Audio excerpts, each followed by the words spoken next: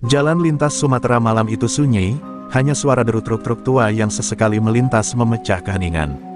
Namun dari kejauhan, suara raungan motor gede mulai menggema, seperti kawanan serigala yang lapar akan mangsa.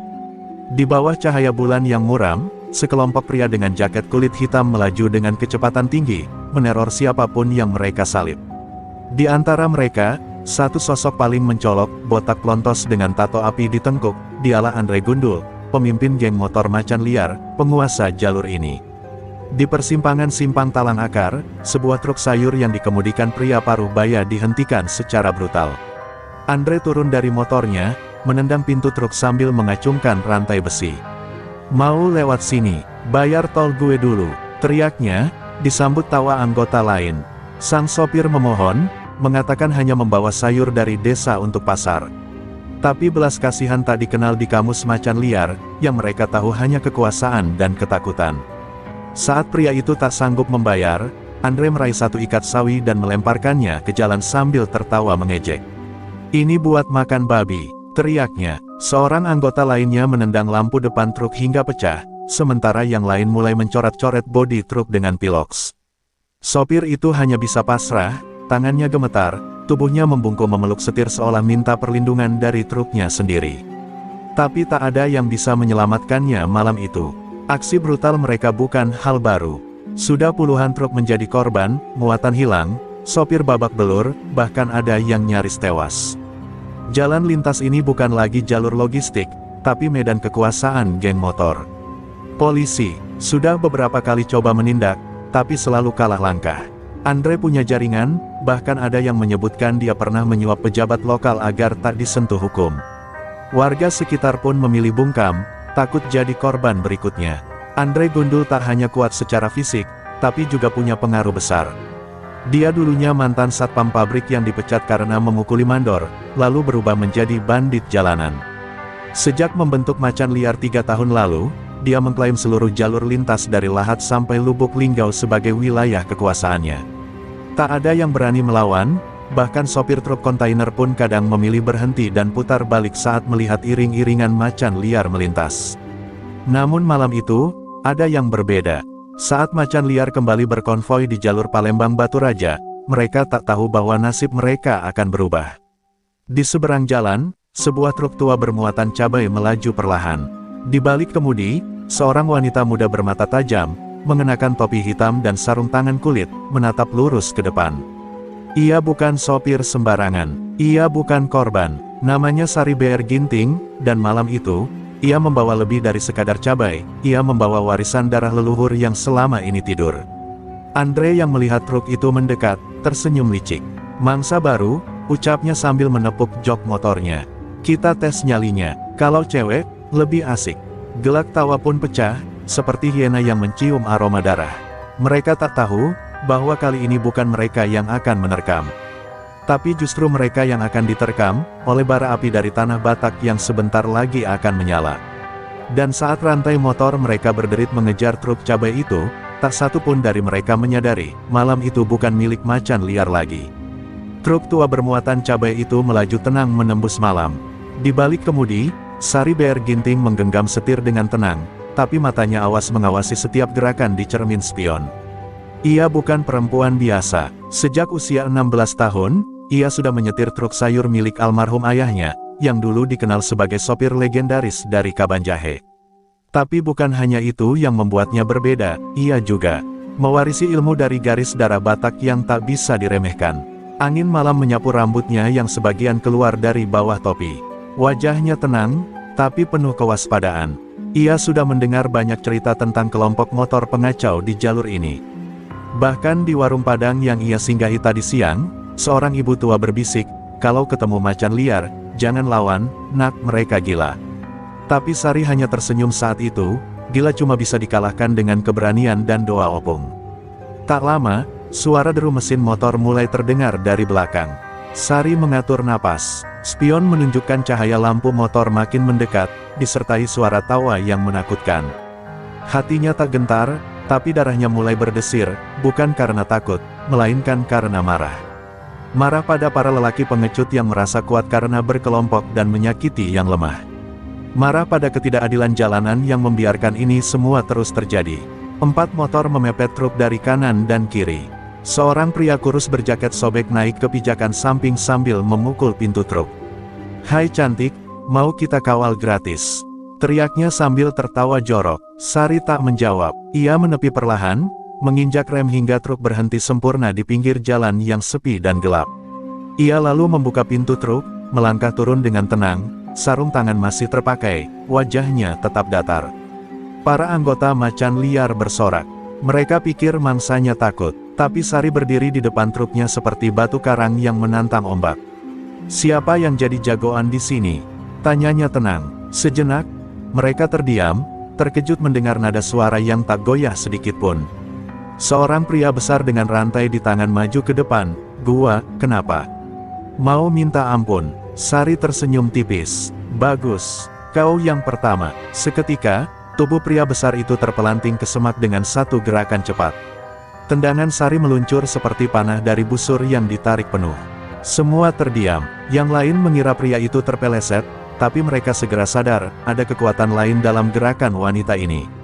Salah satu dari mereka mencoba menyerang dari belakang, tapi Sari memutar tubuh, menyikut rahangnya, dan pria itu pun ambruk mencium tanah. 3 orang tersisa kini berdiri dengan wajah pucat. Mereka tak lagi bersuara, tak lagi tertawa. Yang mereka lihat sekarang bukan perempuan biasa, tapi petarung sejati. Mata Sari kini menyalakan bara warisan tanah Batak yang mulai menyala dari dalam dirinya. Ia berdiri tegak, menarik napas dalam-dalam, dan bersiap jika masih ada yang ingin mencoba. Di kejauhan, Andre Gundul yang belum ikut turun dari motornya hanya bisa menyipitkan mata, mencoba menelaah siapa sebenarnya wanita itu. Tapi satu hal kini pasti, mereka telah mengganggu orang yang salah. Dan malam ini, mungkin menjadi malam terakhir macan liar menyebut jalan ini milik mereka. Suasana berubah mencekam. Para anggota macan liar yang tersisa mulai mundur perlahan, mencoba mengatur jarak dari Sari. Mereka tak lagi melihat seorang wanita sopir yang bisa disepelekan, melainkan sosok penuh misteri dengan ketenangan mematikan. Tubuh-tubuh teman mereka tergeletak, mengerang di atas tanah, sementara wanita itu masih berdiri tegak tanpa satu pun goresan. Di belakang mereka, Andre Gundul turun dari motornya, melepaskan helm dengan kesal. Wajah botaknya berkilat di bawah cahaya bulan. Andre berjalan pelan ke arah Sari, matanya menyorot tajam seperti ular yang hendak mematuk. "Hebat juga kau, cewek," katanya dengan suara dingin. "Tapi aku berbeda." Ia memutar rantai besi di tangannya, menciptakan suara mendesing yang membuat udara terasa lebih berat. Namun Sari tidak bergeming. Ia hanya menatap Andre, lalu menoleh sebentar ke arah truknya yang terdiam tenang, seolah berkata, "Kau boleh datang, tapi aku tak akan mundur." "Cabai." Andre mendekat, melihat ke dalam truk. "Cuma bawa cabai, tapi berani macam jagoan." Sari melangkah ke depan, menghalangi pandangannya. "Yang ku bawa bukan hanya cabai, tapi harga diri, dan kau baru saja menodainya." Suaranya tetap tenang, tapi menusuk seperti belati. Andre tertawa keras, namun tawanya seperti upaya menyembunyikan kegelisahan yang perlahan menyusup ke dalam hatinya. Tanpa aba-aba, Andre mengayunkan rantai ke arah kepala Sari. Tapi dalam sepersekian detik, tubuh Sari merunduk, lalu melompat ke samping dan memutar tubuhnya dengan tendangan memutar yang menghantam pergelangan tangan Andre. Rantai itu terlepas dan jatuh bergemerincing ke tanah. Wajah Andre memucat, menatap wanita di depannya yang kini bersiap kembali dalam kuda-kuda petarung. Pertarungan singkat pun pecah. Andre melancarkan serangan-serangan brutal, tapi Sari seperti bayangan, cepat, tepat, dan tak bisa disentuh. Beberapa kali pukulan Andre meleset, dan tiap kali itu terjadi, Sari membalas dengan serangan ringan tapi menyakitkan, siku ke dada, lutut ke paha, atau pukulan ke rahang. Andre mulai kewalahan, napasnya terengah, dan egonya mulai runtuh sedikit demi sedikit. Salah satu anak buahnya nekat mencoba membantu, tapi Sari menangkap tangannya, memelintirnya hingga pria itu berteriak, lalu mendorongnya ke arah Andre hingga keduanya terjatuh bersamaan. "Aku tak datang untuk bertarung," ucap Sari lirih sambil berdiri tegak.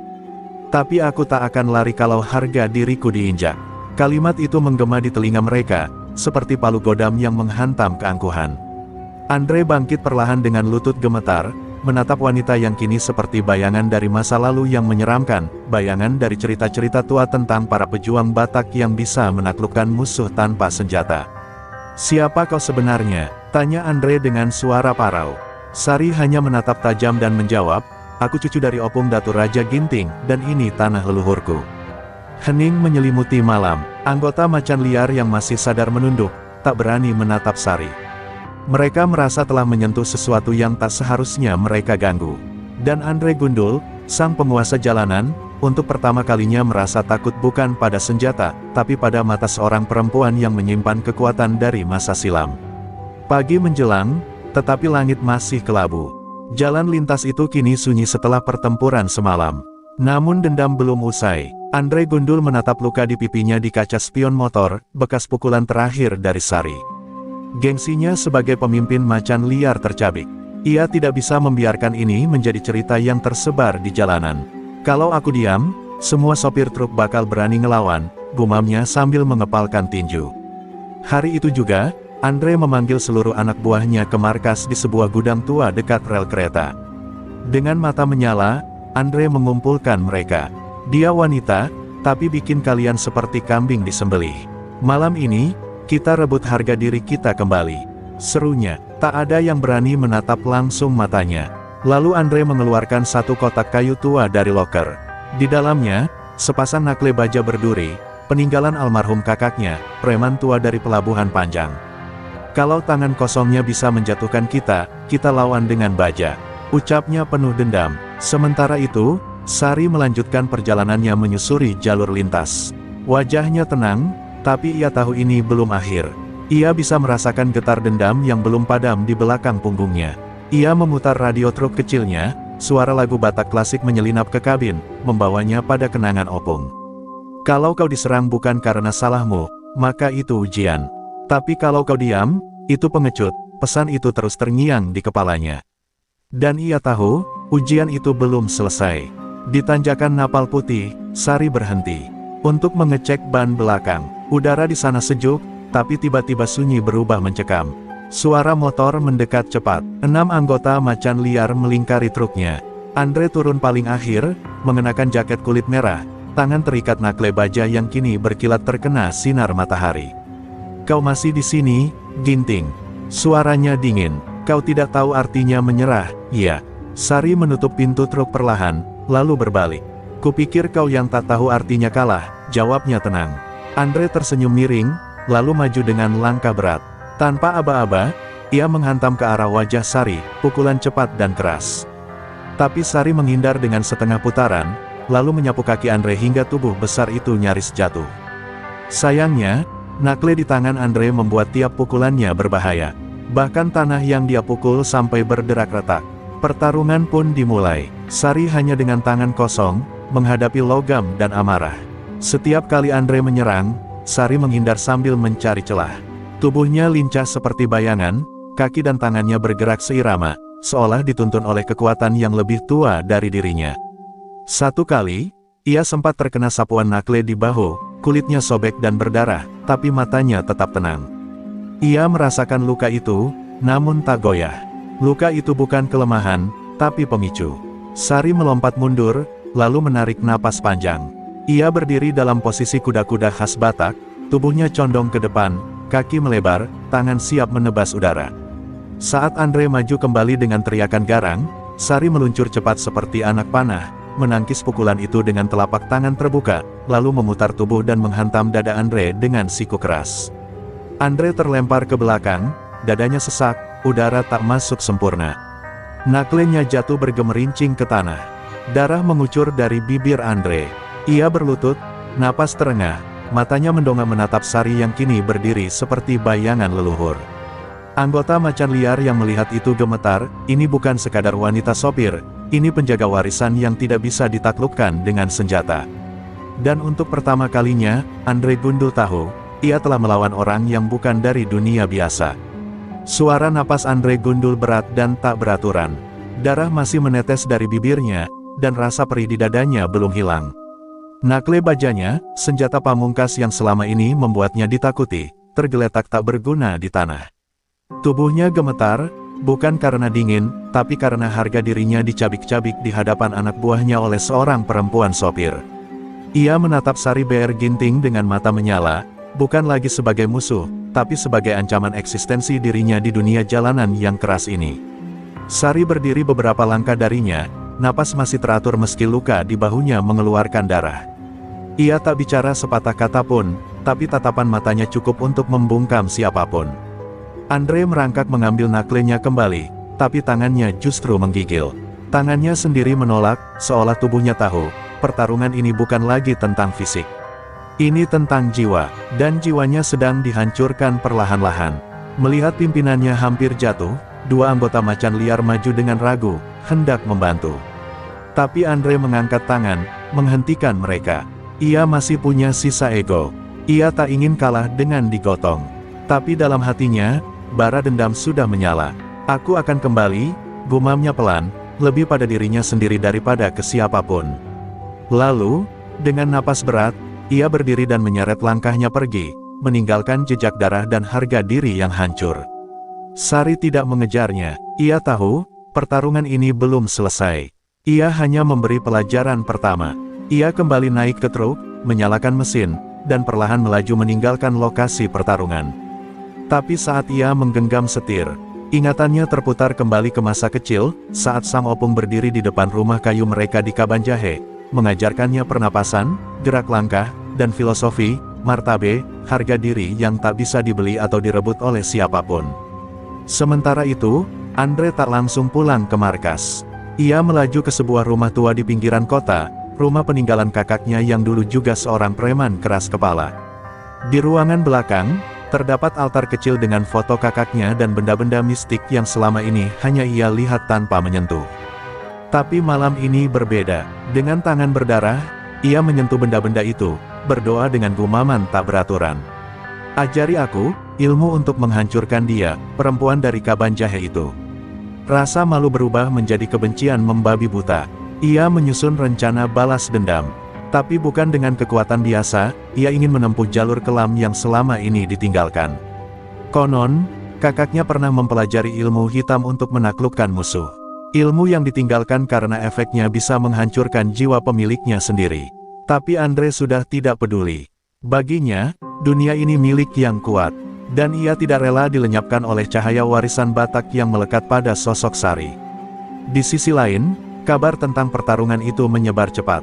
Video dari kamera ponsel salah satu warga yang diam-diam merekam saat Sari menjatuhkan Andre, mulai beredar di grup WhatsApp sopir lintas dan komunitas truk. Sopir truk wanita gebukin geng motor. Judulnya menarik perhatian, komentar bermunculan, pujian, dukungan, dan kekaguman. Tanpa ia sadari, Sari telah menjadi simbol baru, perlawanan kaum kecil terhadap para penindas jalanan. Namun di balik pujian itu, angin tenang belum tentu membawa damai. Di balik gelap malam yang mulai turun kembali, Andre Gundul bersumpah, malam dendam akan datang. Dan kali ini, ia akan datang bukan hanya dengan rantai atau nakle, tapi dengan kegelapan yang selama ini tersembunyi di lorong terdalam jiwanya. Langit Sumatera sore itu tampak muram, seolah tahu akan datangnya badai. Di jalur perbatasan antara Lahat dan Muara Enim, Andre Gundul berdiri diam di tengah jalan yang sepi, menatap lurus ke arah tikungan tempat truk-truk biasa melintas. Wajahnya tak lagi sekadar marah, matanya merah, kulitnya tampak pucat, dan ada aura dingin yang menyelimuti tubuhnya. Di kedua tangannya tergenggam rantai baja yang sudah dibalur abu dupa dan darah ayam hitam, bagian dari ritual kelam yang ia lakukan semalam. Dia akan lewat sini, dan malam ini, dia tidak akan pulang, ucap Andre pada dirinya sendiri. Di balik semak dan pohon sawit yang lebat, anak-anak buahnya sudah bersiaga. Mereka tak tahu pasti apa yang terjadi dengan Andre sejak semalam, tapi semua merasakan perubahan. Andre sekarang bukan hanya garang, ia seperti kerasukan sesuatu. Salah satu anak buahnya bahkan melihat Andre berbicara sendiri sambil tertawa kecil, mata kosong menatap langit. Tapi tak ada yang berani bertanya. Mereka semua tahu, siapapun yang melawan perintah Andre, akan dianggap sebagai musuh. Di sisi lain, truk cabai milik Sari melaju stabil. Radio memutar lagu Batak yang lembut, tapi perasaan Sari tidak tenang. Ia merasa seperti sedang dibuntuti oleh sesuatu yang tak terlihat. Udara di sekitar truknya terasa berat. Ia memperlambat laju kendaraan saat memasuki perbatasan, nalurinya berkata, ada sesuatu yang tidak beres. Ia menatap jalan kosong di depannya. Sepi, terlalu sepi untuk jalur yang biasanya ramai. Ini bukan sepi biasa, bisik hatinya. Tiba-tiba, dari balik tikungan, Andre muncul sendirian di tengah jalan. Sari menginjak rem perlahan, lalu berhenti. Mereka berhadapan dalam diam, udara di sekitar mereka menegang. Andre tersenyum lebar, tapi senyumnya bukan senyum manusia normal. Aku sudah siap sekarang, katanya lirih. Kau pikir aku akan kalah 2 kali? Tidak, Ginting. Kali ini aku bawa sesuatu yang lebih dari sekadar dendam. Sari turun dari truknya. Ia bisa merasakan hawa panas bercampur dingin, seperti kabut gunung yang mengandung bisikan arwah. Sari menarik napas dalam-dalam, memejamkan mata, lalu menunduk menyentuh tanah. Dalam bahasa Batak, ia berbisik, tolong aku, Opung, bimbing langkahku. Saat ia membuka mata, aura tubuhnya berubah. Tenang, kokoh, seperti batu besar di tengah arus deras. Ia berdiri menghadap Andre tanpa rasa gentar. Andre melompat ke depan dengan kecepatan mengerikan, rantainya berputar menghantam ke arah leher Sari. Tapi tubuh Sari bergerak seperti asap, ia memiringkan bahu, lalu memutar tubuh dan menangkis rantai itu dengan lengan yang sudah dipenuhi tenaga dalam. Dentuman keras terdengar, seperti 2 logam beradu. Rantai itu mental ke samping, dan Andre terpental 2 langkah ke belakang. Tapi anehnya, Andre tertawa seperti orang kerasukan. Semakin kau melawan, semakin kuat yang ada dalam diriku. Teriak Andre. Sari kini mulai sadar, ini bukan lagi sekadar dendam manusia biasa. Andre telah membuka pintu ke kekuatan gelap yang bahkan bisa merusak jiwanya sendiri. Ia bukan hanya harus menang, tapi harus menyelamatkan jiwa Andre dari jalan kematian yang ia pilih.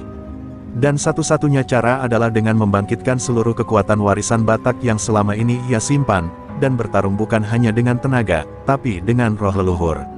Langit pun mulai menggelap meski belum malam. Angin berputar kencang, dedaunan berterbangan, dan 2 sosok itu berdiri saling berhadapan di jalur perbatasan, seperti 2 kutub yang siap meledak. Pertarungan sejati baru saja dimulai. Petang turun cepat, seolah alam ikut gentar melihat pertarungan yang akan segera meledak. Hawa dingin menyelimuti jalan perbatasan, tapi tubuh Sari tetap tegap berdiri. Dari mata Andre, terpancar kegilaan yang bukan lagi manusiawi. Ia melangkah maju perlahan, rantai baja di tangannya mengeluarkan suara mendesis seperti ular. Tapi Sari tidak mundur. Di dalam dadanya, doa-doa Opung Ginting yang dulu diajarkan sejak kecil, kini bergetar seperti nyanyian roh. Ia tahu, saatnya telah tiba, untuk membangkitkan ilmu warisan tanah Batak yang disegel oleh leluhurnya sendiri. Dalam satu gerakan, Sari mencabut sehelai kain kecil yang diikat di pinggangnya, tali pusaka Opung yang hanya boleh dilepas saat nyawa dipertaruhkan. Ia menunduk, menyentuh tanah dengan 2 jari, lalu menyapukan tanah itu ke keningnya sambil merapal mantra kuno. Ompung nasolahilahi, parumaenmu meminta jalan. Jaga haminanku, jaga martabaku, bisikan itu bukan sekadar doa. Itu adalah panggilan jiwa leluhur. Dan ketika kalimat terakhir terucap, tubuh Sari seperti diselimuti angin hangat yang tak kasat mata. Andre tertawa keras melihat itu.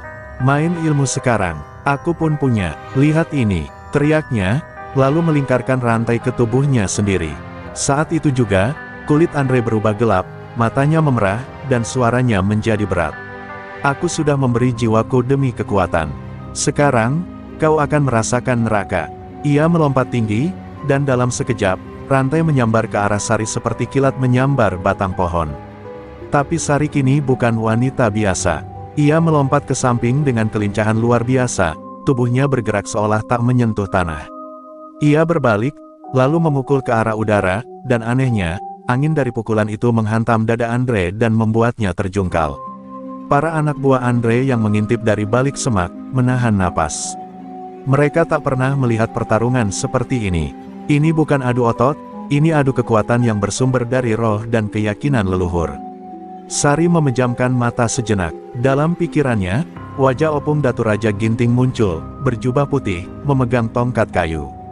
Merah jambu, ingot madohamu, parumaen, ilmu bukan untuk sombong, tapi untuk melindungi. Suara itu memberi kekuatan tambahan. Sari membuka mata dan kini tubuhnya diselimuti cahaya samar, tubuhnya tak goyah sedikit pun meski tanah di sekelilingnya mulai bergetar. Andre bangkit lagi, kali ini dengan tawa kejam. Kau pikir cahaya bisa menang atas kegelapan? Aku sudah terlalu dalam, tidak ada jalan kembali. Ia menyerbu lagi, tapi setiap pukulannya kini seolah melayang. Gerakan Sari begitu halus, seperti tari tortor yang membungkus kekuatan di setiap hentakannya. Dan pada satu momentum, Sari melompat ke atas, memutar tubuhnya, lalu menghantam pundak Andre dengan siku berisi tenaga dalam penuh. Andre terhempas sejauh 3 meter, menghantam pohon dan terdiam. Hening, yang terdengar hanya desiran angin dan desahan napas Sari. Ia berjalan pelan mendekati tubuh Andre yang tergeletak. Tapi ia tidak memukul lagi. Ia hanya berlutut dan berbisik lirih, masih ada jalan pulang, Andre. Jangan biarkan kegelapan menelan jiwamu sepenuhnya. Di matanya, tak ada kebencian, hanya rasa kasihan. Karena di balik sosok keras Andre, Sari melihat sesuatu yang lebih dalam, jiwa yang dulu mungkin hanya ingin dihormati, tapi salah memilih jalan. Dan di detik itu, langit yang tadinya kelam perlahan mulai terbuka. Sinar matahari sore menembus awan, menyinari jalan perbatasan yang kini menjadi saksi pertempuran antara dua kutub, kekuatan gelap dari amarah, dan kekuatan terang dari warisan leluhur. Tapi ini belum usai, sebab kekuatan yang dibangkitkan Andre, belum sepenuhnya padam. Senja berubah menjadi malam, Sari duduk bersila di samping truknya, menatap api kecil yang ia nyalakan dari sisa ranting kering. Tubuhnya lelah, tapi jiwanya tetap tegak. Andre telah tumbang, namun ia tahu, ini bukan hanya tentang pertarungan hari ini. Ini tentang warisan, tentang darah, dan tentang kenangan panjang yang membentuk siapa dirinya sekarang. Api kecil itu memantulkan cahaya di matanya, dan di dalam sinarnya, bayangan masa lalu muncul, seolah membuka lembaran yang terkunci rapat. Dulu, saat usianya masih 8 tahun, Sari kecil sering duduk di pangkuan Sang Opung, Datu Raja Ginting, seorang lelaki tua berkain ulos, bersorban putih, dan bersuara berat seperti gemuruh dari perbukitan Tanah Karo. Ia bukan orang sembarangan. Di desanya, ia dikenal sebagai penjaga adat, pelindung kampung, dan pemilik ilmu Batak yang hanya diturunkan kepada mereka yang tulus dan tak haus kuasa. Setiap malam, Opung menceritakan kisah para pejuang Batak yang berperang bukan karena benci, tapi karena kehormatan dan martabat. Ilmu kita bukan untuk mencari musuh, Sari, tapi untuk menghentikan perang sebelum dimulai, kata Opung suatu malam, saat petir menyambar di luar rumah. Ia kemudian mengambil segenggam beras, menaburkannya ke dalam bara, dan mulai merapal mantra. Sari kecil yang memandangi itu semua, tak pernah takut, justru merasa damai. Setiap ucapan Opung seperti doa, setiap gerakannya seperti tarian langit. Jika suatu saat kau harus bertarung, jangan bertarung demi menang, tapi demi menjaga yang tak bisa dijaga oleh hukum manusia, ucapnya waktu itu. Tahun berganti, Sari tumbuh menjadi gadis muda. Tapi suatu hari, berita buruk datang. Opungnya dibunuh oleh orang-orang yang membenci adat, yang ingin menguasai tanah leluhur untuk tambang. Opung menolak menyerahkan hutan warisan, dan dibayar dengan nyawanya. Tak ada keadilan, tak ada tangisan yang cukup keras untuk menggugah hukum. Sejak hari itu, Sari bersumpah, ilmu Opung tidak akan mati bersama tubuhnya. Ia akan membawa warisan itu, kemanapun jalan hidup membawanya. Di malam pemakaman Opung, tubuh Sari kejang, dan ia seperti kerasukan. Para tetua menyaksikan langsung bagaimana ulos peninggalan Opung melilit tubuhnya sendiri, dan nyala api menari di sekelilingnya tanpa membakar apapun. Itulah saat pewarisan sejati terjadi. Roh Opung memilih dia, bisik salah satu dukun adat. Sejak hari itu, Sari tak lagi hanya seorang gadis. Ia adalah pewaris. Ia adalah penjaga. Namun hidup tak pernah mudah bagi orang seperti Sari. Ia harus meninggalkan kampung untuk menyelamatkan dirinya dari orang-orang yang masih mengincar warisan Opung. Ia bekerja dari satu tempat ke tempat lain, hingga akhirnya memilih profesi sebagai sopir truk. Dunia jalanan keras, tapi tidak sekeras luka di hatinya. Ia bertahan, membawa cabai dari Tanah Karo ke berbagai penjuru, seolah membawa pulang harum tanah leluhurnya di setiap perjalanan. Dan kini, setelah bertahun-tahun menyimpan ilmunya dalam diam, jalan raya memaksanya untuk membukanya kembali. Pertarungan dengan Andre bukan hanya tentang siapa yang lebih kuat, tapi tentang membuktikan bahwa warisan adat, ketika dijaga dengan benar, bisa menjadi benteng terakhir bagi rakyat kecil yang tak memiliki kekuasaan lain. Ia tak akan biarkan nama Opung Ginting hilang ditelan waktu dan kekerasan jalanan. Malam itu, di bawah langit Sumatera yang pekat, Sari menatap bintang sambil menggenggam tali pusaka yang kembali ia ikat di pinggangnya. "Opung, aku belum selesai. Masih ada yang harus kujaga," bisiknya pelan. Dan di kejauhan, angin berhembus lembut, seperti jawaban dari roh yang masih setia mengiringi langkah cucu perempuan terakhirnya. Pagi itu, kabut masih menggantung di jalanan ketika berita tersebar di kalangan sopir truk lintas Sumatera, Andre Gundul belum mati. Setelah pertarungan malam itu, tubuh Andre menghilang dari lokasi, dan sebagian orang mengira ia terluka parah lalu kabur. Tapi kenyataannya lebih mengerikan. Andre bangkit di tempat persembunyiannya, tubuhnya kini makin kurus, namun tatapannya jauh lebih tajam dan penuh kegelapan. Ia telah menyerahkan sebagian besar jiwanya pada kekuatan hitam yang ia bangkitkan. Dan dengan sisa nurani yang nyaris padam, ia menyebarkan satu tantangan kepada Sari, duel. 1 lawan 1, di jembatan tua kayu ara, saat matahari jatuh. Sari menerima tantangan itu tanpa ragu. Ia tahu, jika ia menolak, Andre akan kembali membabi buta, menyerang sopir-sopir lain, atau bahkan warga tak bersalah. Pertarungan ini bukan lagi soal balas dendam. Ini tentang menghentikan kekacauan yang bisa menjalar lebih luas. Di dalam hatinya, ia bersiap. Tapi sebelum berangkat, Sari pergi ke hutan kecil di kaki Bukit Barisan, tempat makam Opung Ginting berada. Ia menunduk di depan pusara itu dan meletakkan sehelai ulos kecil. "Beri aku kekuatan terakhir, Opung. Kali ini, aku mungkin tak pulang." Sore menjelang, langit tampak merah seperti menyimpan firasat buruk.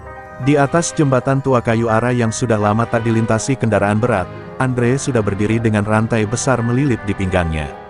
Matanya memerah, wajahnya seperti bukan manusia lagi. Di bawah kulitnya tampak urat-urat hitam menjalar, hasil dari ritual gelap yang mengikat jiwanya pada kekuatan kematian. Saat Sari muncul dari balik tanjakan, Andre tersenyum, tapi senyuman itu membuat udara sekitar menjadi dingin. Mereka berdiri saling berhadapan di tengah jembatan. Tak ada kata sapaan, tak ada kompromi, hanya tatapan mata yang saling menantang.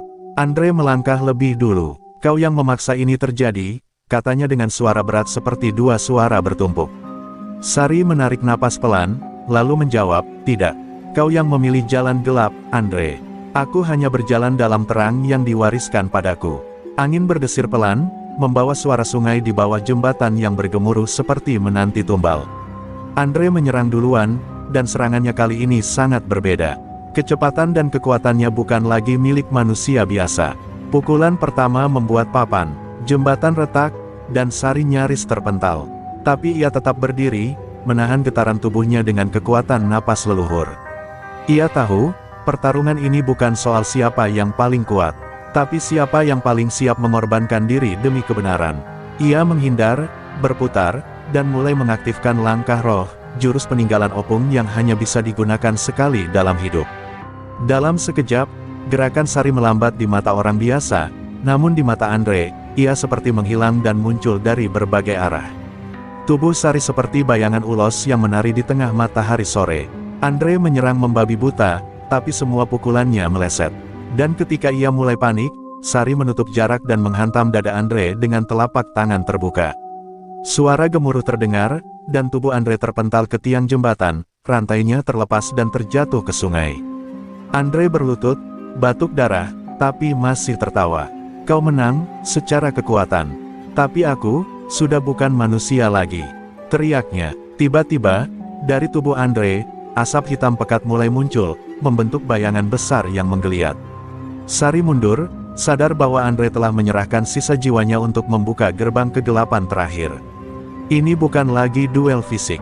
Ini adalah pertempuran antara roh terang dan roh gelap, dan Sari harus memutuskan apakah ia akan bertarung, atau menyelamatkan sisa jiwa Andre yang tersisa sebelum terlambat. Di tengah jembatan tua yang mulai bergoyang dan retak, di bawah langit merah yang perlahan menutup, Sari berdiri sendiri, ditantang oleh kekuatan gelap yang belum pernah ia hadapi. Dan di dalam hatinya, satu suara terdengar sangat jelas, kekuatan Batak tidak hanya di tangan dan kaki, tapi di hati dan keberanian untuk memaafkan. Asap hitam dari tubuh Andre membumbung tinggi ke langit, menutupi matahari sore yang sekarat. Di tengah jembatan kayu ara yang mulai retak dan bergetar, Sari berdiri terpaku, menyaksikan bayangan besar berbentuk makhluk tanpa wajah muncul dari tubuh Andre. Sosok itu mengerang, menghisap udara di sekeliling, membuat dedaunan di pepohonan terangkat seperti disedot ke langit. Tubuh Andre perlahan terangkat ke udara, matanya terpejam, tapi wajahnya meringis menahan rasa sakit yang bukan berasal dari luka, melainkan dari jiwanya yang digerogoti oleh kegelapan yang ia lepaskan sendiri. Sari tahu, jika ia hanya bertarung dengan kekuatan fisik, maka malam ini Andre akan lenyap sebagai manusia. Ia menatap tali pusaka opung ginting di pinggangnya, lalu menariknya dan menggenggam erat di dada. Dalam sekejap, ia duduk bersila di tengah jembatan, memejamkan mata, dan mulai merapalkan mantra pemanggil roh leluhur. Angin berputar kencang di sekelilingnya, rambutnya terbang tak beraturan, dan tanah di bawahnya bergetar halus. Tapi jiwanya perlahan meninggalkan raganya, memasuki ruang lain, ruang batin, gerbang antara dunia manusia dan alam halimun. Dalam ruang gelap berwarna ungu kelam itu, Sari berdiri di padang luas tanpa ujung. Di hadapannya, Andre berdiri sendirian, tubuhnya terlilit rantai, matanya kosong. Di belakang Andre, bayangan besar mengintai seperti makhluk lapar, siap menelan jiwa sepenuhnya. "Andre!" teriak Sari, suaranya bergema di ruang tak berdinding itu. "Kau masih bisa kembali." Tapi Andre hanya tersenyum kecut.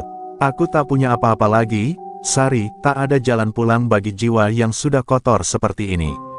Sari melangkah maju, meski setiap langkah terasa berat seolah melawan pusaran lumpur. "Kau hanya kehilangan arah, tapi setiap orang bisa kembali, kalau dia mau dimaafkan." Kalimat itu membuat Andre terdiam. Ia menunduk, dan air mata jatuh dari matanya yang merah. "Aku hanya ingin dihormati, tapi dunia ini cuma tahu cara menginjak kita. Aku tak kuat lagi." Suara itu bukan suara preman, tapi suara seorang anak kecil yang terluka. Sari mendekat, mengulurkan tangan. "Kalau begitu, mari pulang, biar aku yang antar." Bayangan hitam di belakang Andre mengaum, hendak menyerang.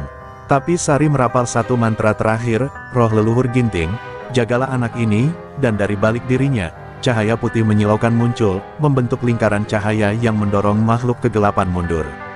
Cahaya itu membungkus tubuh Andre, membakar rantai hitam di sekelilingnya, dan dalam sekejap, jeritan makhluk itu menggema sebelum lenyap di telan kehampaan.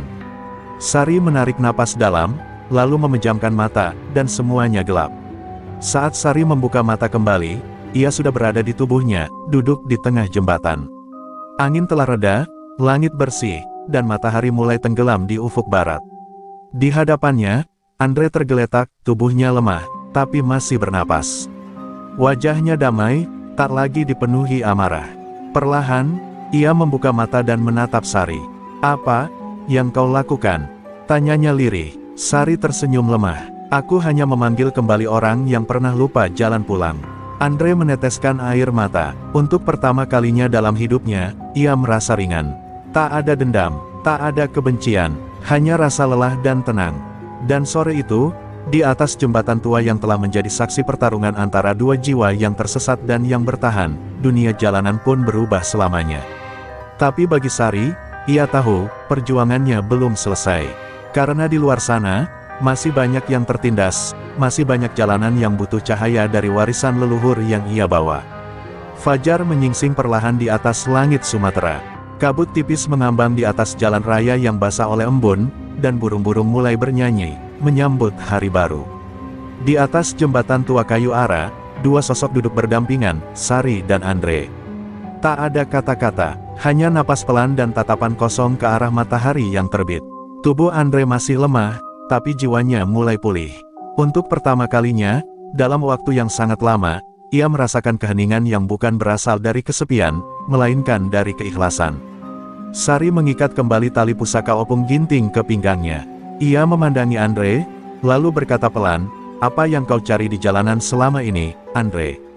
Andre terdiam lama sebelum menjawab. "Aku cuma ingin dihormati, dihargai. Dulu aku dipukuli ayahku tiap malam. Di sekolah, aku dianggap sampah. Di jalanan, setidaknya aku bisa berdiri dan orang akan menunduk." Suaranya serak, matanya berkaca-kaca. "Tapi aku salah. Aku kira ketakutan itu sama dengan hormat." Sari hanya mengangguk. Ia tak menasehati, tak menyalahkan. Karena ia tahu, luka lama tak bisa sembuh dengan kata-kata, hanya bisa disembuhkan oleh tindakan. Beberapa saat kemudian, dari kejauhan, suara truk mulai terdengar. Beberapa sopir lintas berhenti, mendengar kabar bahwa Sari dan Andre telah menyelesaikan pertarungan mereka. Tapi yang mereka lihat bukan dua musuh yang saling bunuh, melainkan dua manusia yang sedang belajar menjadi utuh kembali. Andre berdiri dengan terlatih. Beberapa sopir menatapnya dengan waspada, tapi Sari berdiri di depannya. Dia bukan ancaman lagi, ucap Sari lantang. Dia akan memperbaiki jalan yang pernah dia rusak. Ada keheningan sesaat, lalu salah satu sopir maju, mengangguk pelan. Kalau dia bisa berubah, kami siap memberi jalan. Kata-kata itu membuat Andre menangis. Ia menunduk dalam-dalam, pertama kalinya, meminta maaf kepada orang banyak, bukan dengan gengsi, tapi dengan kerendahan hati. Hari-hari berikutnya, Andre memulai dari bawah. Ia bergabung dengan komunitas sopir lintas, membantu menjaga jalur rawan pemalakan. Ia membongkar markas lama geng macan liar dan menyerahkan beberapa rekannya yang terlibat kriminal ke polisi. Masyarakat sempat ragu, tapi perlahan, mereka melihat perubahan itu nyata. Di warung-warung peristirahatan sopir, nama Andre tak lagi disebut sebagai preman, tapi sebagai lelaki yang menebus masa lalunya dengan kerja nyata. Sementara itu, Sari kembali ke jalanan seperti biasa. Ia tidak membawa pamflet, tidak membawa kamera. Ia hanya membawa cabai, ulos, dan nama Opung Ginting yang kini dikenal oleh sopir-sopir dari Lampung hingga Padang. Ia bukan pahlawan dalam arti komik atau film, tapi simbol keberanian sederhana, perempuan yang berdiri, ketika semua orang memilih untuk diam. Ia tahu, masih banyak preman jalanan di luar sana. Tapi ia juga tahu, ia tidak sendirian lagi. Di suatu malam, saat Sari berhenti di rest area kecil, Andre datang membawakan teh panas. Mereka duduk di atas kap truk, memandangi bintang. Kau tahu, kata Andre, dulu aku pikir kekuatan itu ditentukan dari seberapa keras kita memukul. Sekarang aku tahu, kekuatan sejati datang dari keberanian untuk memaafkan, bahkan diri sendiri. Sari tersenyum, memandang langit, dan keberanian untuk pulang, meski jalannya gelap. Malam itu, angin berhembus lembut, menyelimuti dua jiwa yang pernah saling melukai, kini duduk berdampingan sebagai teman seperjalanan. Dan di jalanan lintas Sumatera yang tak pernah tidur, cerita mereka menjadi bisikan, bahwa bahkan dalam dunia yang kasar dan liar, masih ada ruang untuk penebusan, dan pulang. Kedamaian di jalan lintas Sumatera tak berlangsung lama. 2 minggu setelah Andre mulai membersihkan sisa-sisa jejak kelamnya, kabar mulai beredar tentang kelompok baru yang muncul dari wilayah perbatasan Jambi, Sumatera Selatan. Mereka tidak sekadar geng motor, mereka adalah kelompok preman terlatih, lengkap dengan senjata api rakitan dan sistem pungli yang lebih terorganisir. Nama pemimpinnya berbisik dari mulut ke mulut, Raka Mandala, bekas tentara bayaran yang dipecat karena membunuh warga sipil dalam operasi gelap. Sari mendengar kabar itu pertama kali dari seorang sopir tua di rest area Sungai Lilin. Mereka bukan main-main, nak. Yang melawan dipukul, yang diam pun tetap dipalak, ucapnya dengan nada gemetar. Sari menatap kosong ke jalan, firasatnya buruk. Sesuatu dalam hatinya mengatakan, ini bukan sekadar preman biasa. Kelompok ini bergerak cepat, merambah dari satu wilayah ke wilayah lain, dan berbeda dari Andre dulu, Raka tidak punya dendam pribadi, ia hanya haus kekuasaan dan uang. Sementara itu, Andre mulai mendapat tekanan. Beberapa anggota lama macan liar yang tidak puas melihat perubahan dirinya bergabung dengan Raka Mandala. Mereka menyebarkan kabar bahwa Andre telah dijinakkan oleh perempuan, kehilangan jati dirinya sebagai pemimpin. Kau sudah tak pantas jadi legenda jalanan, kata salah satu mantan anak buahnya di terminal Palembang, sebelum menantangnya dalam perkelahian. Andre menolak bertarung, tapi luka di dalam dirinya, antara ingin berubah dan desakan masa lalu, mulai berdarah kembali. Sari tahu, jika Andre jatuh lagi, bukan hanya dia yang hancur, tapi seluruh kepercayaan para sopir yang kini melihat mereka berdua sebagai simbol perubahan. Maka, ia mendatangi Andre malam itu, membawakan secangkir kopi pahit dan sebilah ulos kecil yang dulu pernah digunakan Opung Ginting untuk mengikat lengan prajurit. Kalau kau jatuh sekarang, Andre, bukan karena mereka yang menang, tapi karena kau berhenti percaya bahwa kau bisa berubah, ucap Sari tegas. Tatapan Andre menunduk, tapi matanya mulai berkaca. Beberapa hari kemudian, tragedi pun terjadi. Sebuah truk ekspedisi yang membawa hasil tani dari Medan ke Jakarta dicegat di jalur lintas Sarolangun. Sopirnya ditemukan terkapar, dan muatannya dibakar di pinggir jalan. Di bekas bak truk, tertulis pesan dengan cat semprot merah, siapapun yang tidak bayar, akan jadi korban. Raka berkuasa di sini. Kejadian itu membuat gempar. Para sopir mulai ketakutan lagi, sebagian memilih berhenti beroperasi. Jalan lintas kembali dikuasai teror. Sari tahu, saatnya bertindak. Tapi kali ini ia tak bisa sendiri. Ia mendatangi Andre, lalu berkata dengan nada rendah namun penuh ketegasan, "Kalau dulu kau melawan demi harga diri, sekarang lawanlah demi mereka yang tak punya kekuatan. Kita bukan lagi bayangan dari masa lalu. Kita adalah tameng bagi yang lemah." Andre menatapnya dalam-dalam, dan untuk pertama kalinya, ia mengangguk bukan sebagai preman, tapi sebagai lelaki yang memilih untuk menebus kesalahan dengan keberanian. Malam itu, di bengkel tua pinggir jalan yang dulu jadi markas macan liar, mereka berkumpul. Beberapa sopir muda, mantan preman yang sadar, dan relawan dari komunitas jalanan bergabung. Sari memimpin seperti seorang jenderal, sementara Andre berdiri di sampingnya, memetakan jalur yang akan dilewati Raka dan pasukannya. Mereka tidak punya senjata canggih, tapi mereka punya keyakinan. "Kita tak bisa menyelamatkan dunia," kata Sari pelan, "tapi kita bisa menyelamatkan jalanan ini, sejengkal demi sejengkal." Dan saat malam berganti menjadi dini hari, bayangan kendaraan-kendaraan berat mulai bergerak pelan dari titik-titik tersembunyi. Perlawanan rakyat jalanan akan dimulai, melawan penguasa baru yang lebih bengis dari sebelumnya. Fajar belum benar-benar merekah ketika suara raungan mesin truk dan motor mulai bergema dari berbagai arah. Jalur tengah lintas Sumatera yang biasanya sepi di dini hari itu, kini berubah menjadi medan tempur. Di bawah cahaya lampu-lampu remang dan kabut yang turun tipis, puluhan kendaraan berat telah diparkir menyilang di titik-titik strategis, memblokade jalur penyergapan kelompok Raka Mandala. Di tengah barisan, berdiri Sari dengan wajah dingin, memakai jaket kulit dan ulos di bahunya. Di sampingnya, Andre berdiri dengan rantai baja yang sudah karatan, bukan sebagai senjata, tapi sebagai simbol pengikat masa lalunya yang kini ia lawan. Tiba-tiba, dari arah selatan, terdengar suara bising belasan motor trail yang datang dengan cepat. Lampu sorot menyilaukan menerpa wajah-wajah sopir yang sudah siap. Di depan rombongan, tampak sosok tegap berjubah hitam, helm tertutup penuh. Ia adalah Raka Mandala, yang langsung turun dan menatap lurus ke arah barisan rakyat jalanan. "Siapa di antara kalian yang mau mati duluan?" Suaranya berat, kasar, dan tanpa rasa takut. Tapi tak satu pun dari mereka mundur. Sari melangkah maju, berdiri di tengah jalan. "Kami tak datang untuk mati, Raka. Tapi juga tak akan diam saat kalian menginjak-injak tanah ini."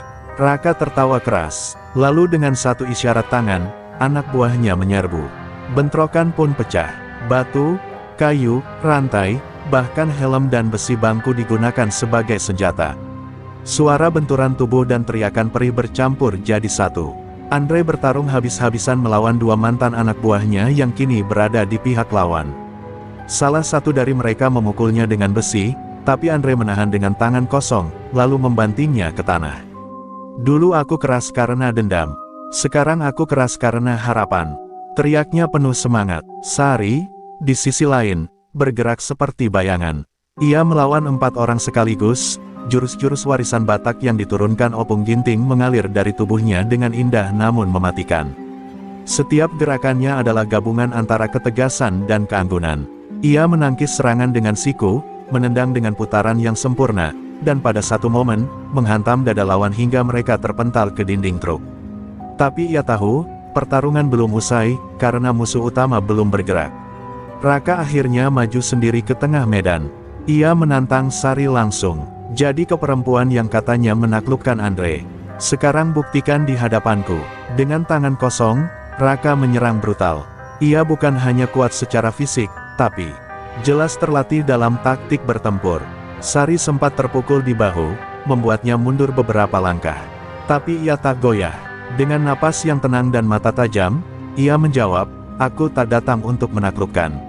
Aku datang untuk menghentikan yang tak bisa dikendalikan." Pertarungan mereka jadi pusat perhatian. Semua seolah berhenti, menyaksikan duel dua kekuatan besar. Raka menyerang dengan pukulan cepat dan brutal, tapi Sari mengimbanginya dengan ketenangan dan teknik tinggi. Dalam satu gerakan memutar, Sari menangkap lengan Raka dan menghantamkan tubuhnya ke kap truk. Dentuman keras menggema. Raka bangkit lagi, tapi kini terlihat goyah. Sari melangkah maju, darah menetes dari bibirnya, tapi suaranya tetap tenang. Berhenti, Raka. Tak ada yang menang dalam jalan yang kau pilih. Kau hanya akan kehilangan semuanya.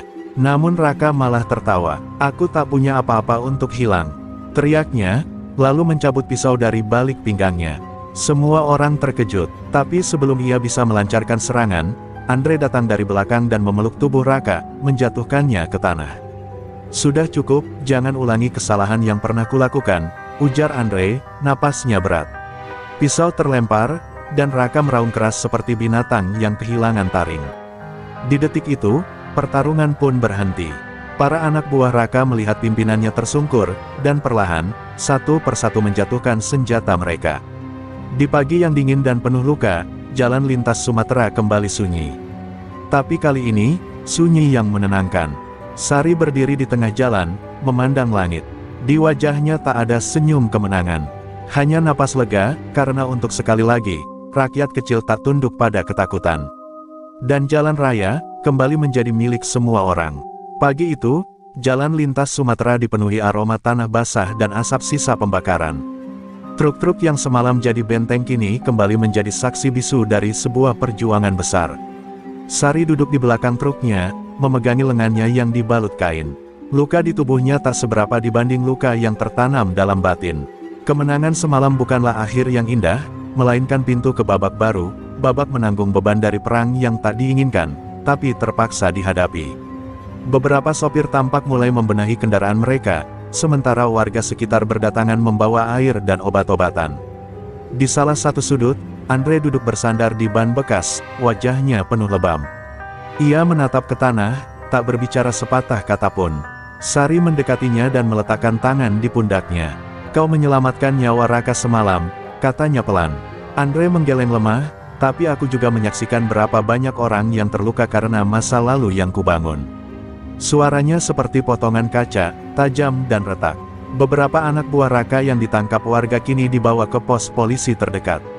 Tapi Sari memilih untuk tidak menyerahkan semua. Sebagian besar adalah anak muda tanggung, korban dari sistem yang menelantarkan mereka. Ia tahu, menyelesaikan masalah dengan membalas dendam hanya akan mengulang lingkaran gelap yang sama. Maka ia mendirikan satu tempat kecil di pinggir jalur, bekas bengkel tua yang kini disulap jadi pos ronda jalan raya, tempat persinggahan, pelatihan dasar mekanik, dan perlindungan sopir yang diserang. Namun tak semua orang setuju. Ada suara-suara sinis dari beberapa oknum aparat, bahkan sesama sopir yang menyebut Sari terlalu lunak. Kalau kita biarkan mereka, nanti mereka balik lagi, ujar seorang sopir tua. Tapi Sari tetap pada pendiriannya. Kalau kita tak ajari mereka arah pulang, mereka akan terus tersesat. Kita harus jadi perhentian pertama, bukan pagar terakhir. Kata-katanya sederhana, tapi tajam seperti sembilu. Karena ia bicara dari luka, bukan dari ego. Malam hari, hujan turun deras. Sari duduk di dalam truknya, menatap jendela sambil memeluk ulos warisan Opung Ginting. Ia mengingat semua yang telah terjadi, dari Andre yang dulu arogan, hingga Raka yang haus kuasa, dan para pemuda yang hampir kehilangan masa depan. Dalam keheningan itu, ia berbisik, "Opung, aku tak tahu apakah ini kemenangan, atau sekadar penundaan. Tapi aku akan tetap di jalan ini, karena ini jalanku." Ucapan itu meluncur pelan, tapi membakar nyala api baru di dalam jiwanya. Di tempat lain, Andre duduk sendiri di warung kecil, memandangi tangan kasarnya. Ia memikirkan satu hal, bagaimana cara menebus yang tak bisa diperbaiki. Tapi saat seorang sopir muda datang dan berkata, "Bang, boleh ajarin cara ganti oli?" Andre hanya tersenyum kecil. Mungkin, ini caranya. Bukan lewat pidato, tapi lewat waktu, kerja keras, dan kehadiran. Bukan sebagai pahlawan, tapi sebagai manusia yang berani berubah. Dan di ujung malam, di jalan lintas yang kini tenang, sebuah mural kecil digambar di dinding rest area. Gambar seorang perempuan dengan ulos di bahunya, berdiri di depan truk. Di bawahnya tertulis kata, "Yang menjaga jalan." Tak semua orang tahu siapa dia. Tapi bagi mereka yang pernah lewat, yang pernah diselamatkan, atau pernah tersesat, mereka tahu. Sari bukan hanya sopir truk pembawa cabai. Dia adalah cahaya kecil di jalanan panjang yang sering tak punya penunjuk arah. Matahari terbit perlahan di ujung timur, membelah kabut pagi yang menggantung di atas jalan lintas Sumatera. Asap dari warung-warung kecil mulai mengepul, aroma kopi hitam dan gorengan menyambut para sopir yang kembali berani melintasi jalur yang dulu mereka takuti. Di antara deru mesin yang mulai kembali normal, sosok Sari tampak sedang mengikat muatan cabai di belakang truknya. Tangannya cekatan, tapi matanya menyapu jauh ke depan. Ia tahu, jalanan ini belum sepenuhnya aman, tapi setidaknya kini tak lagi sunyi dari harapan. Andre berdiri di kejauhan, bersandar pada tiang bendera kecil di depan pos ronda jalan raya yang kini resmi dijaga secara bergilir oleh para sopir muda. Ia bukan lagi pemimpin geng. Ia adalah penjaga diam-diam, pengingat bahwa bahkan manusia tergelap sekalipun bisa berubah jika diberi kesempatan. Beberapa pemuda yang dulu anggota Raka kini belajar bengkel darinya. Saat salah satu dari mereka salah pasang busi, Andre menepuk bahunya dan tersenyum, "Salah hari ini, besok jadi ilmu." Kalimat sederhana itu menjadi nyala kecil bagi mereka yang dulu nyaris tenggelam dalam dendam dan amarah. Sari menyalakan mesin truknya, raungannya pelan tapi kokoh. Ia menyusuri jalanan perlahan, menatap kiri kanan. Jalan ini bukan sekadar aspal. Ini adalah sungai hidup, tempat luka dan cerita mengalir bersama debu dan peluh. Di tengah jalan, seorang ibu tua mengangkat tangan meminta tumpangan. Sari berhenti, membuka pintu. "Ke pasar, Bu." Ibu itu tersenyum. "Iya, Nak," kata orang, "kalau ikut truk ini, selamat sampai tujuan." Sari hanya tersenyum kecil. Ia tak menjawab, karena kebaikan tak butuh pengakuan. Di belakang, Andre dan beberapa sopir lain melambaikan tangan. Mereka tahu, Sari akan kembali, entah kapan, entah dari mana. Tapi jalan raya selalu membawanya kembali ke tempat-tempat yang butuh dilindungi. Jalanan akan selalu melahirkan bahaya baru, keserakahan baru, wajah-wajah baru dari kekerasan. Tapi selama masih ada satu saja orang yang berani berdiri, kegelapan tak akan pernah menang sepenuhnya. Saat melewati hutan kecil di tikungan Sungai Are, Sari memperlambat laju truk. Ia menatap pepohonan, mendengar desir angin. Dalam hening itu, ia merasa kehadiran Opung Ginting. Bukan dalam wujud, tapi dalam kekuatan hati yang terus menyala. Ia menggenggam ulos kecil yang kini tergantung di kaca spion truk. "Aku belum selesai, Opung. Tapi aku tidak sendiri." Kalimat itu seperti doa, seperti janji yang tak akan pernah ditepiskan oleh waktu. Beberapa kilometer ke depan, sekelompok anak muda terlihat berkumpul di pinggir jalan, mendorong motor yang mogok. Sari berhenti, turun, dan membantu tanpa banyak bicara. Salah satu dari mereka bertanya, "Mbak, kenapa mau bantu kami?" Sari hanya tersenyum dan menjawab, "Karena dulu, ada yang memilih membantu aku, saat aku juga hampir berhenti." Anak-anak muda itu terdiam, dan dari tatapan mereka, lahirlah rasa hormat yang tak bisa dibeli. Truk Sari kembali melaju, perlahan hilang di antara kabut yang mulai naik. Di belakangnya, jalan lintas Sumatera membentang panjang, tak berujung. Dan di sanalah tempatnya, di balik kemudi, di antara suara klakson dan debu, menyusuri jalan yang tak pernah benar-benar usai. Karena bagi Sari, perjuangan bukan tentang akhir, tapi tentang terus memilih berjalan, meski tak ada yang melihat.